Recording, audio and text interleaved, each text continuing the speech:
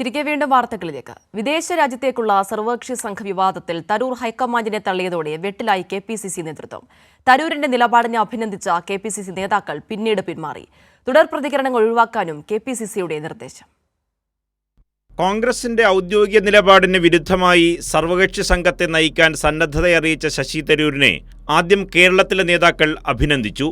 KPCCയിലെ ചിലർ തരൂരിന്റെ നിലപാട് അംഗീകരിക്കുന്നതായി ചാനലുകളിൽ വാർത്ത കൊടുത്തു. ഇതിനുശേഷമാണ് തരൂർ ഹൈക്കമാൻഡിനെ തള്ളി രംഗത്തെത്തിയത്. അത് കോൺഗ്രസിന്റെ സർക്കാരിന്റെ ഇടയിലായിരിക്കും, എനിക്കറിയില്ല.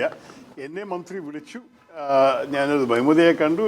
ദേശീയ സേവനത്തിനാണ് അവർ ആവശ്യപ്പെട്ടത്, അത് എപ്പോഴും ചെയ്യാൻ തയ്യാറാണെന്ന് ഞാൻ എൻ്റെ വാക്കും കൊടുത്തു. അതിലാണ് ഞാൻ നിൽക്കുന്നത്. അവർ പ്രഖ്യാപിച്ചിരിക്കുന്നു എൻ്റെ പേര്. എന്നെ ഡൽഹിയിലും ക്ഷണിച്ചിട്ടുണ്ട്. ചില സംസാരങ്ങളും ബ്രീഫിങ്ങൊക്കെ ഉണ്ടായിട്ട് അത് കഴിഞ്ഞിട്ടൊന്ന് നോക്കാം. പക്ഷേ പാർട്ടി പിന്നെയും സർക്കാരിൻ്റെ ഇടയിലുള്ള വിഷയത്തെക്കുറിച്ച് എനിക്കൊരു പിടുത്തമില്ല, എനിക്കറിയില്ല. അവർ സംസാരിച്ചോട്ടെ. നമ്മൾക്ക് രാഷ്ട്രമുണ്ടെങ്കിലേ രാഷ്ട്രീയത്തിൽ വളരെ പ്രസക്തിയുള്ളൂ. ഈ രാഷ്ട്രത്തിന് വേണ്ടിയിട്ട്, നമ്മളുടെ രാജ്യത്തിന് വേണ്ടിയിട്ട് ഒരു അവസരം സർക്കാർ എല്ലാ പാർട്ടികളുടെ പ്രതിനിധികളെ ആവശ്യപ്പെടുമ്പോൾ അത് ചെയ്യാൻ നമ്മളുടെ ഒരു കടമയും കൂടിയാണെന്നാണ് എൻ്റെ വിശ്വാസം. AICC അംഗീകരിച്ച് കൈമാറിയ പട്ടികയിലുള്ളവരെ വെട്ടിയാണ് കേന്ദ്ര സർക്കാർ തരൂരിനെ സംഘത്തലവനായി ടീമിനെ നിശ്ചയിച്ചത്. ഇതോടെ ജയറാം രമേശ് ഉൾപ്പെടെ AICC വക്താക്കൾ തരൂരിന്റെ തീരുമാനത്തെ വിമർശിക്കുകയും ചെയ്തു. ഇതോടെയാണ് കേരളത്തിലെ നേതാക്കൾക്ക് കാര്യം പിടികിട്ടിയത്.